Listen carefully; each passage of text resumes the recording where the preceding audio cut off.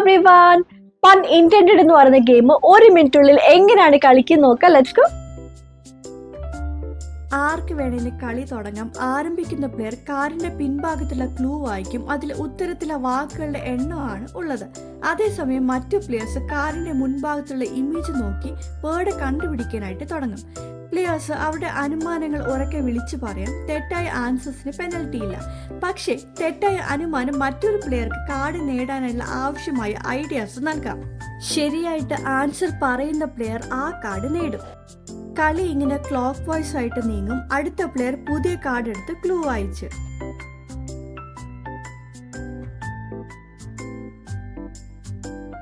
ഒരു player 5 cards ആദ്യം നേടുമ്പോഴാണ് കളി അവസാനിക്കുന്നത്. കൂടുതൽ സമയം കളിക്കാനായിട്ട് പ്ലെയേഴ്സ് അവരുടെ ഇടയിൽ എത്ര കാർഡ്സ് നേടണമെന്ന് തീരുമാനിക്കാം. തുടർന്ന് ഏറ്റവും കൂടുതൽ കാർഡ്സ് നേടുന്ന പ്ലെയർ ആയിരിക്കും വിന്നർ.